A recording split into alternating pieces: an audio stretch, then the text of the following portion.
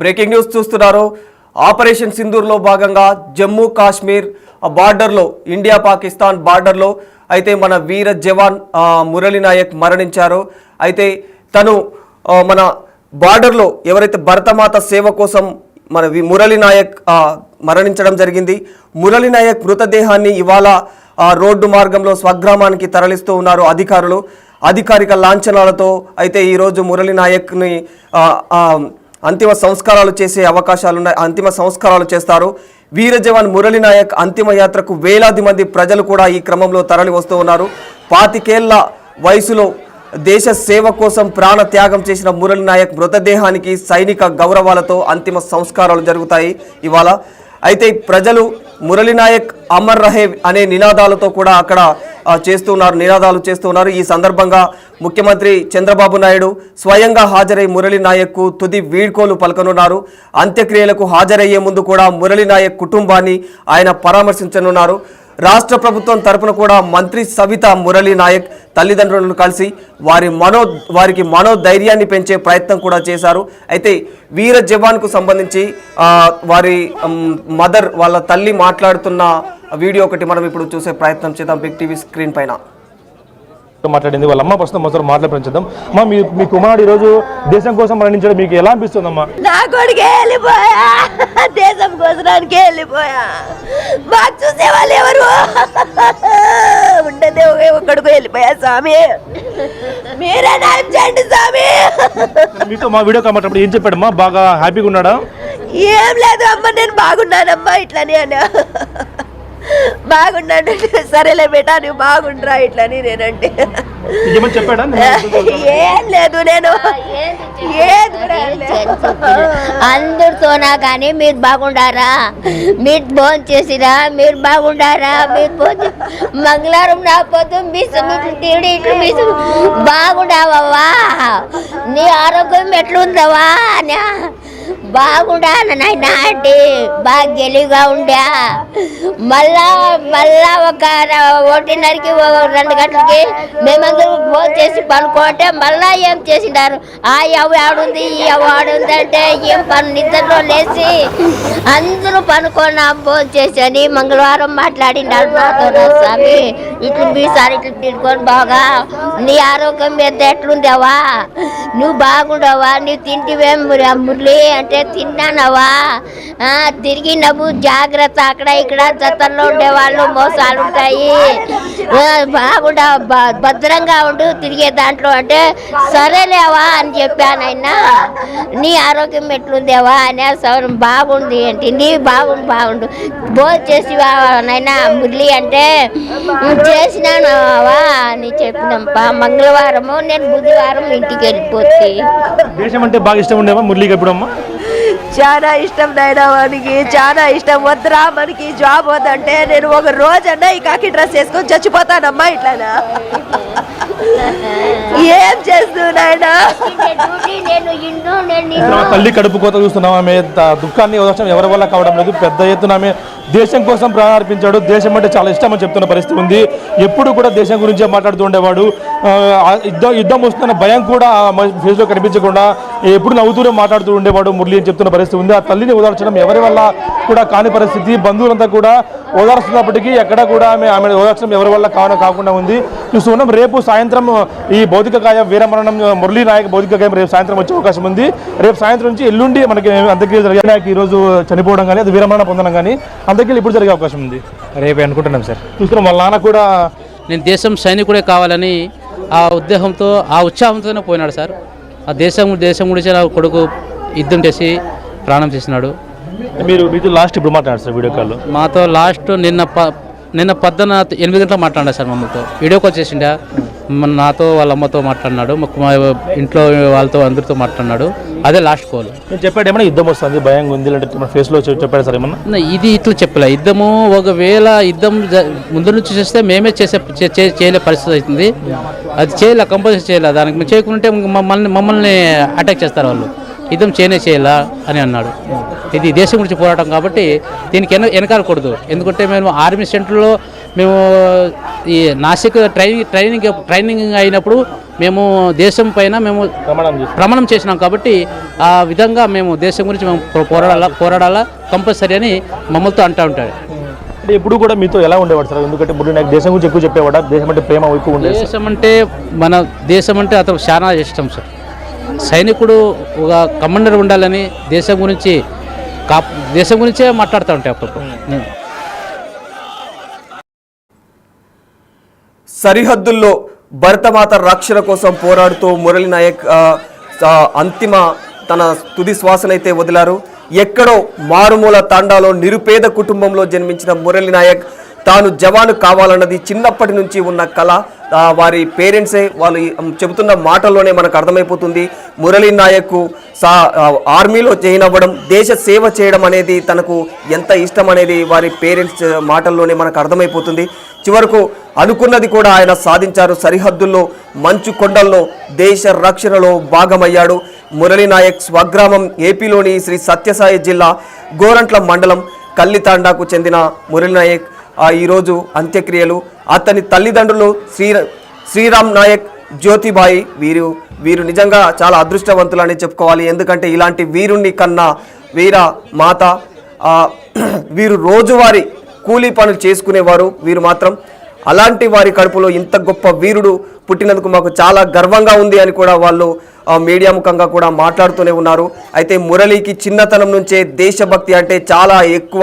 అందుకే అతనికి రైల్వేలో ఉద్యోగం వచ్చినా కూడా సరిహద్దుల్లో నేను సైనికుడిగానే పనిచేస్తాను, నేను దేశ సేవలో నేను నిమగ్నం అవుతానని చెప్పేసి తను ఎంతో దేశ సేవ చేయడానికి చాలా ఇంట్రెస్ట్ను చూపించేవాడు. అయితే ప్రస్తుతం ఇప్పుడు మా ప్రతినిధి విజయ్ మనతో దీనికి సంబంధించి మన వీర మురళీ నాయక్ సంబంధించి మరింత సమాచారం అందజేస్తారు. సో రేపు మురళీ నాయక్ ఈ పాకిస్తాన్కు సంబంధించినటువంటి కాల్పుల ఘటనలో వీరమరణం పొందినటువంటి మురళీ నాయక్ పార్థివ దేహాన్ని తన స్వగ్రామైనటువంటి కల్లితండకు తీసుకువచ్చారు. ఆర్మీకి సంబంధించినటువంటి అధికారులందరూ కూడా, తన బెటాలియన్కి సంబంధించినటువంటి అధికారులందరూ కూడా సందర్శనార్థం ఇక్కడ పార్థివ దేహాన్ని కూడా, ఆయనకు సంబంధించినటువంటి మురళీ నాయక్ పార్థివ దేహాన్ని కూడా ఇక్కడ సందర్శనార్థం ఉంచారు. ఇక్కడికి తన బంధువులు అలాగే తన తల్లిదండ్రులతో పాటు ఆ బెటాలియన్లో పనిచేస్తున్నటువంటి అందరూ కూడా తనకు నివాళులు అర్పించేందుకైతే ఒక్కొక్కరుగా తన ఈ పార్థివ దేహాన్ని ఉంచినటువంటి ప్రదేశానికి వస్తూ తనకు నివాళులు కూడా అర్పిస్తూ ఉన్నారు. తన స్నేహితులు అలాగే బంధువులు ఇక్కడికి విచ్చేస్తూ కూడా తనకు పూలమాలలతో చివరి వీడ్కోలు కూడా పలుకుతూ కనీసం నోటి నుంచి మాట రానటువంటి పరిస్థితి కనిపిస్తూ ఉంది ఒక్కొక్కరిది కూడా. ఇప్పటికే 2 రోజులు కూడా తల్లిదండ్రులు 1000 కళ్ళతోని తమ కొడుకు కోసం ఎదురు చూస్తూ ఉన్నారు. ఎటకెలకు మురళీ నాయక్ పార్థివ దేహాన్ని అయితే తీసుకువచ్చారు. మనం చూడొచ్చు కొన్ని వేల మంది, కొన్ని వందల మంది, కొన్ని వేల మంది కూడా తన పార్థివ దేహానికి తనకు నివాళులు అర్పించేందుకు, మురళీ నాయక్ నివాళులు అర్పించేందుకు కూడా తనకు ఇక్కడికి వాళ్ళ ఇంటికి వస్తున్నటువంటి పరిస్థితి కూడా కనిపిస్తూ ఉంది. స్థానిక ఈ సత్యసాయి జిల్లా కలెక్టర్ చేతన్ కుమార్ అలాగే జిల్లా సంబంధించినటువంటి ఎస్పీ గారు కూడా ఈ కార్యక్రమం దగ్గరికి వచ్చి మురళీ నాయక్ అయితే నివాళులు అర్పిస్తున్నటువంటి పరిస్థితి కనిపిస్తూ ఉంది. ఒక్కొక్కరు కూడా చాలా దూరం నుంచి కూడా వచ్చి ఇక్కడికి మురళీ నాయక్ చివరి వీడ్కోలు కూడా చెప్తున్నటువంటి పరిస్థితి కనిపిస్తూ ఉంది. వాళ్ళ తల్లిదండ్రుల పరిస్థితి చూసుకున్నట్లయితే మరీ దారుణంగా ఉందని చెప్పాలి. ఒక్కగానొక్క కొడుకు వద్దు వద్దు అని ఎంత మొత్తుకున్నా కూడా చివరికి ఆర్మీలోకి వెళ్ళాడు. ఆర్మీలోకి వెళ్ళిన తర్వాత కూడా చివరికి వాళ్ళ కళ్ళకి కనపడినంత దూరం వెళ్ళిపోయాడని చెప్పి తన తల్లిదండ్రులు అయితే కన్నీరు మున్నీరుగా విలపిస్తున్నటువంటి పరిస్థితి కనిపిస్తూ ఉంది. అలాగే తన స్నేహితుల్ని చూసుకున్నట్టయితే తనతో పాటు చదువుకున్నటువంటి స్నేహితుడు ఈరోజు మాకు కనిపించాడు, ఇంకా తిరిగి రాని లోకాలకు వెళ్ళిపోయాడు అంటూ కూడా స్నేహితులు కూడా రోధిస్తున్నటువంటి పరిస్థితి కనిపిస్తూ ఉంది. ముఖ్యంగా బంధువులు తన తల్లిదండ్రులను అయితే అసలు చెప్పనక్కర్లేదు. ఒక్కగానొక్క బిడ్డ ఎంత చెప్పినా కూడా వినకుండా మిలిటరీకి వెళ్ళిపోయాడు.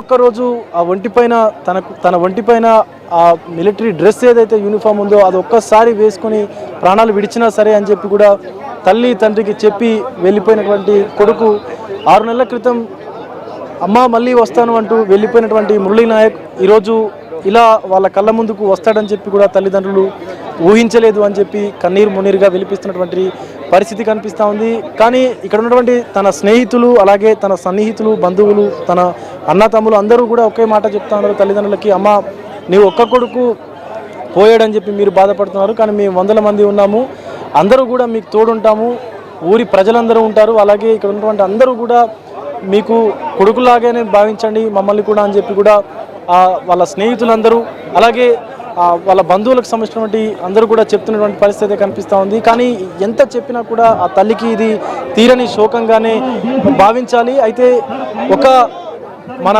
భారత ఆర్మీ ఒక మంచి సైనికుడిని కోల్పోయింది, ఒక తల్లి తండ్రి ఒక మంచి కుమారుణ్ణి కోల్పోయారు, అలాగే ఇక్కడ ఉన్నటువంటి టీచర్స్, తనకు చదువు చెప్పినటువంటి టీచర్స్ కూడా ఒక మంచి విద్యార్థిని కోల్పోయినటువంటి పరిస్థితి కనిపిస్తూ ఉంది. కానీ ఎట్టకేలకు తన పార్థివ దేహాన్ని ఇక్కడికి తీసుకొచ్చారు, స్వగ్రామానికి సందర్శనార్థం అయితే ఉంచారు. రేపు మధ్యాహ్నం వరకు కూడా ఈ కార్యక్రమం కొనసాగుతుంది. ఇలాగే ఇక్కడ ఉన్నటువంటి స్థానికులు అలాగే ప్రజల సందర్శనార్థం ఇక్కడ ఈ కార్యక్రమం అయితే కొనసాగుతూ ఉంది. సో తదనంతరం రేపు 11 గంటల సమయంలో కూడా 11 నుంచి 12 గంటల సమయంలో కూడా మురళీ నాయక్ సంబంధించినటువంటి అంత్యక్రియలు కూడా జరుగుతాయని చెప్పి కూడా తెలుస్తున్నటువంటి పరిస్థితి అయితే కనిపిస్తూ ఉంది. సో అందరూ కూడా పెద్ద ఎత్తున మువ్వన్నెల జెండాను పట్టుకొని భారత మాతకు జై అంటూ, మురళీ నాయక్ అమర్ హై అంటూ కూడా నినాదాలు చేస్తూ తనని సుమారుగా 10 కిలోమీటర్ల మేర కూడా ర్యాలీగా తీసుకొచ్చారు. కర్ణాటకకు సంబంధించినటువంటి బార్డర్లో అయితే ఏకంగా ప్రతి గ్రామాన కూడా తన పైన తన పార్థివ దేహం పైన పూలు చల్లుతూ, పూలమాలలు వేస్తూ కూడా, పూల వర్షాన్ని కురిపిస్తూ కూడా తనకు సంబంధించి ఆ ఘన నివాళులను అయితే అర్పించారు. జమ్మూ కాశ్మీర్లో ఎడతెగని కాల్పుల్లో వీరమరణం పొందిన వీర జవాన్ మురళీ నాయక్ ఈరోజు అంతిమ సంస్కారాలు జరగనున్నాయి. అధికారిక లాంఛనాల మధ్య ఈ అంతిమ సంస్కారాలు చేయనున్నారు. అయితే ఇతని మరణం యావత్ దేశాన్ని శోక సంద్రంలో ముంచిందనే చెప్పాలి. యావత్ దేశమే కాకుండా వారి గ్రామస్తులు, తల్లిదండ్రులు అందరినీ మురళీ నాయక్ శోక సంద్రంలో ముంచి వెళ్ళిపోయారు. అయితే ఏది ఏమైనా దేశ సేవ కోసం తన ప్రాణాలను అర్పించాడు కాబట్టి ఆయన వీరత్వం ఎప్పటికీ ప్రశంసనీయమే అని చెప్పుకోవచ్చు. అయితే ఈ క్రమంలో మరోసారి అతని గురించి మరింత సమాచారం మాట్లాడడానికి తనకు విద్య నేర్పినటువంటి టీచర్ కూడా రెడీగా ఉన్నారు. వారు ఏం మాట్లాడతారో చూద్దాం. మురళీ నాయక్ చిన్నప్పుడు చదువుకున్నటువంటి ఆ స్కూల్ యాజమాన్యం ఎవరైతే టీచర్స్ అందరూ కూడా తనకు సంఘీభావం తెలపడానికి ఇక్కడికి వచ్చారు. మురళి యొక్క ఇంటికైతే వచ్చారు.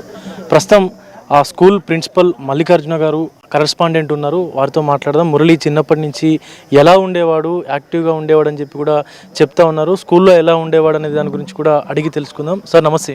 నమస్తే సార్, మురళీ నాయక్ చిన్నప్పటి నుంచి కూడా చాలా యాక్టివ్గా ఉండేవాడు, స్పోర్ట్స్లో కూడా ఎక్కువగా పాల్గొనేవాడు అని చెప్పి కూడా చెప్తా ఉన్నారు. ఎలా ఉండేవాడు మురళి? మురళీ నాయక్ వాళ్ళ అమ్మమ్మ వాళ్ళ ఇంట్లో మా సోమందిపల్లి మండలం నారాయణేశ్వర తాండాలో ఉండి మా స్కూల్లో ఫస్ట్ క్లాస్ నుంచి 10th క్లాస్ వరకు చదివాడు. చదివే రోజుల్లో మంచి క్రమశిక్షణ, తర్వాత ఆటల పోటీల్లో ఎక్కువ పాల్గొనేవాడు, స్పోర్ట్స్ అంటే చాలా ఇంట్రెస్ట్. తర్వాత అప్పుడే మాతో పంచుకునేవాడు ఏమని అంటే, నేను ఆర్మీలో పనిచేయాలనుకుంటున్నాను అని అతని యొక్క అభిప్రాయం వెళ్ళిపుచ్చాడు. అప్పటికే అదే ప్రకారమే ఆయన మా స్కూల్లో 10th క్లాస్ అయిపోయిన తర్వాత ఇంటర్ డిగ్రీ పూర్తి చేసుకుని ఆర్మీలో జాబ్ తెచ్చుకున్నాడు. అయితే ఇది అతని మరణం చాలా తీరని లోటు. అయితే అదొక గర్వకారణంగా కూడా చెప్పుకోవచ్చు మా పాఠశాలకు, మా సోమందేపల్లికి. ఎందుకంటే మన భారత్పై పాకిస్తాన్ జరిపినటువంటి దాడుల్లో అతను మరణం పొందడం చాలా గొప్పదనం దేశానికి. అది కూడా మా పాఠశాలకి, సోమందేపల్లి మండలానికి మాకు చాలా గర్వకారణము. వాళ్ళ తల్లిదండ్రులకి తీరని లోటే, కానీ ఇది ఒక గొప్ప అవకాశం వాళ్ళకి. వాళ్ళ కుమారుని యొక్క పేరు దేశ స్థాయిలోనే అందరూ అతనికి నివాళులు అర్పిస్తున్నారు. అందులో భాగంగా మేము మా పాఠశాలలో ఈరోజు ఉదయం నివాళులు అర్పించి సోమందేపల్లి గ్రామంలో మేమంతా అతన్ని ర్యాలీ చేసి నివాళులు అర్పిస్తూ ఇక్కడ వాళ్ళ తల్లిదండ్రులను పరామర్శించడానికి వచ్చాము. వాళ్ళు చాలా బాధాకరంలో ఉన్నారు. వాళ్ళని పరామర్శించి మేము మీతో పాల్పంచుకుంటున్నాం అతని యొక్క విషయాలు. సో ఎలా ఉండేవాడు మేడం మురళి చిన్నప్పటి నుంచి కూడా 1వ తరగతి నుంచి 10వ తరగతి వరకు కూడా మీ స్కూల్లోనే చదువుకున్నట్టుగా కూడా తెలుస్తూ ఉంది. తన తల్లిదండ్రులు బొంబాయిలో రోజువారీ కూలికి కూడా వెళ్ళేవాళ్ళు, తన మామ వద్ద అమ్మమ్మ ఇంటి వద్ద ఉంటూ కూడా మీ స్కూల్కి వచ్చేవాడు అని చెప్పి కూడా తెలుస్తూ ఉంది. ఎలా ఉండేవాడు మురళి చిన్నప్పుడు మీతో? మురళీ నాయక్ ఫస్ట్ క్లాస్ నుంచి 10th స్టాండర్డ్ వరకు చదివాడండి మా స్కూల్లో. నాకు ఎలా అంటే నేను ఎక్కువ క్లాసెస్కి రౌండ్స్ వెళ్ళేదాన్ని. నాకు పిల్లలతో చాలా అటాచ్మెంట్ ఉండేది. ఆయన ఏదైనా ఇప్పుడు yearly sports and games anniversary చేసినప్పుడు గేమ్స్కి డిమాండ్ చేశాడన్నమాట. మేడం ఆ గేమ్ పెట్టండి, ఈ గేమ్ పెట్టండి అని. నేను వద్దురా అలా ఇలాదంటే ఎలాగో అలాగో ఒప్పించుకునేవాడు ఆయన. ఒప్పించుకొని నేను ఓకే చేస్తే నాకు క్లాప్స్ కొట్టి తర్వాత బెంచెస్ మీద అంతా డ్రమ్స్లా కొట్టి మనకి ఎంకరేజ్ చేసేవాడు అనమాట. ప్రతి గేమ్లో స్పోర్ట్స్లోనూ క్యాప్టెన్గా ఆయన ఉండేవాడు. ప్రతి దాంట్లోనూ ఫస్ట్గా. తర్వాత నేషనల్ ఫెస్టివల్స్ ఏ జరిగినా కానీ ముందుండి ఆయన ర్యాలీలో కానీ ముందుండి డ్రమ్స్ బీట్ చేయడం కానీ తర్వాత ఏదైనా స్లోగన్స్ చెప్పే దాంట్లో కానీ చాలా ఫాస్ట్గా ఉన్నాడు. టోటల్ గేమ్ అంటే ఆయన చాలా యాక్టివ్ అనమాట, హైపర్గా ఉండేవాడు ఆయన. తర్వాత ఏం జరిగినా కానీ అన్నిట్లోనే పార్టిసిపేట్ చేసి యాక్టివ్గా ఉన్నది. కొంచెం చదువులో శ్రద్ధ పెట్టరా, గేమ్స్ అవే కాదా అంటే, మేడం నేను చదివేస్తానులే మేడం, మీకు ఎందుకు, నేను ఆర్మీలో జాయిన్ కావాలనుకుంటున్నాను, నేను దేశ సేవ చేస్తాను అని చెప్పాడు. అవును నాన్న దేశ సేవ చేయి, బట్ పేరెంట్స్ని ఒప్పించాలి, అది మెయిన్ ఇంపార్టెంట్ అంటే నేను ఒప్పిస్తాను మేడం, నేను దేశ సేవ చేయట్లోనే నాకు డ్రెస్ వేసుకొని ఆ డ్రెస్లోనే నుండి చనిపోవాలన్న ఆశ దేశ సేవ చేస్తూ అని ఎంతో గొప్పగా చెప్పేవాడు. నాకైతే చాలా ఇంపార్టెన్స్ ఇచ్చారు. చాలా అంటే ఒక బిడ్డలాగా క్లోజ్గా ఉండేవాడు. నేను ఎందుకంటే రౌండ్స్ వెళ్ళినప్పుడు పిల్లల్ని మా స్కూల్లో కొన్ని అవేర్నెస్ క్లాసెస్ కండక్ట్ చేస్తాము. ఆ అవేర్నెస్ క్లాసెస్ కానీ నేను సెక్షన్ వైజ్ నేనే కండక్ట్ చేసేదాన్ని. పిల్లలు ఒపీనియన్స్ అన్నీ అడిగేదాన్ని, ఏమవుతారు మీరు, ఎలా ఉండాలనుకున్నారు, ఎలా ఉండాలి అన్నీ చెప్పేదాన్ని. అలా చెప్పినప్పుడు చాలా నన్ను అప్రిషియేట్ చేసేవాళ్ళు పిల్లలు. ఏం చెప్పేవాడు? డైరెక్ట్ చిన్నప్పటి నుంచే చెప్పేవాడా నేను ఆర్మీలోకి వెళ్తాను? అవునండి, అంటే ఒక 5th 6th నుంచి చెప్పేవాడండి. అంటే 5th వరకు అలా లేదు, 6th నుంచి ఏమన్నా అన్నప్పుడంతా నేను అలా వెళ్ళాలి ఇలా వెళ్ళాలి. బట్ ఒకసారి 10th క్లాస్లో నేను స్టూడెంట్స్కి అవేర్నెస్ క్లాస్ తీసుకున్నప్పుడు, స్టడీస్ కానీ డిసిప్లైన్ తీసుకున్నప్పుడు ఒక్కొక్కరిని అడిగాను అనమాట, మీరు ఏం కావాలనుకున్నారంటే ఒక్కొక్కరు వాళ్ళ అభిప్రాయం చెప్పారు. ఈయన అడిగితే నేను ఆర్మీకి వెళ్తాను మేడం, నేను సోల్జర్గా వర్క్ చేయాలని, ఏమంటే నాకు చాలా ఇష్టము దేశ సేవ చేయడము, అందులోనే జీవించి అందులోనే మరణించాలని నా ఆశ అని అనేవాడు ఆయన. అలాగే ఇప్పుడు మన జరిగిన భారత్ పాకిస్తాన్ యుద్ధంలో ఆయన అనుకున్న విధంగానే వీరమరణం చెందారు. బట్ మాకు గర్వకారణం అన్నట్టు, మా స్కూల్లో 1వ తరగతి నుంచి 10వ తరగతి చదివి మరణించాడు యుద్ధంలో అంటే మాకు చాలా గర్వకారణంగా ఉంది. కానీ వాళ్ళ పేరెంట్స్కి చాలా తీరని లోటు, దాన్ని ఎవరూ భర్తీ చేయలేము. ఒక కొడుకుగా తల్లిదండ్రులకు మనము ఒక ప్రగాఢ సానుభూతి తెలియజేస్తాం, కానీ వాళ్ళ లోటు అనేది మనం తీర్చలేము. ఆయనకు ఒక నివాళులు అర్పిస్తూ జై హింద్ కొత్తం. జై మురళీ నాయక్, జోహార్ మురళీ నాయక్. ఈరోజు భరతమాత రుణం తీర్చుకోవడంలో కూడా తానే ముందు వరుసలో నిలబడ్డాడు. ఈరోజు టీచర్స్ అందరూ కూడా చెప్తా ఉన్నారు, ఏ ఈవెంట్ జరిగినా, స్పోర్ట్స్ ఈవెంట్ జరిగినా, ఇతర ఏ ఈవెంట్ జరిగినా కానీ తనే ముందుండేవాడని చెప్పి టీచర్స్ అయితే చెప్తున్నటువంటి పరిస్థితి కనిపిస్తూ ఉంది. కానీ ఇక్కడ తన టీచర్సే కాదు, తన తోటి సోదరులు, అలాగే తన స్నేహితులు, ముఖ్యంగా తన తల్లిదండ్రులు, ఒక మంచి కొడుకుని, ఒక మంచి స్నేహితుని, ఒక మంచి స్టూడెంట్ని కూడా అందరూ కోల్పోయారు. కానీ తను దేశం కోసం ప్రాణాలు అర్పించడంలో ముందున్నందుకు అందరూ కూడా గర్వపడుతున్నారు. చిన్నప్పటి నుంచి ఎంతో అల్లారు ముద్దుగా పెంచుకున్నాం, మేము ఇప్పుడు ఎవరి కోసం బ్రతకాలి అంటూ తన పేరెంట్స్ అయితే కన్నీరు మున్నీరు అవుతున్నారు. మురళీ నాయక్ పేరెంట్స్ అయితే తన ఈ మధ్య అగ్నివీర్లో మురళీ నాయక్ ప్రస్తుతం 2 ఏళ్ల సర్వీస్ని అయితే పూర్తి అయిపోతుంది. మరో ఏడాదిలో అగ్రిమెంట్ కూడా పూర్తి చేసుకొని వస్తానని తల్లిదండ్రులకు ఎన్నోసార్లు చెప్పాడు. అండ్ వారు కూడా, తల్లిదండ్రులు కూడా ఎన్నో కలలు కన్నారు, నా కొడుకు ఇంకొక ఏడాది అయితే ఇంకా ఇంటికి వచ్చేస్తాడు అని ఎన్నో కలలు కన్నారు.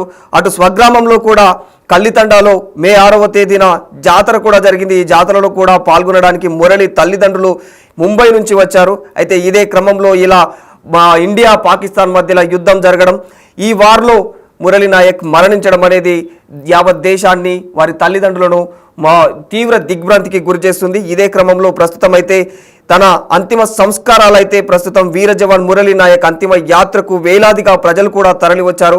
25 ఏళ్ల వయసులో దేశ సేవ కోసం ప్రాణ త్యాగం చేసిన మురళీ నాయక్ మృతదేహానికి సైనిక గౌరవాలతో అంతిమ సంస్కారాలు ఇవాళ జరగనున్నాయి.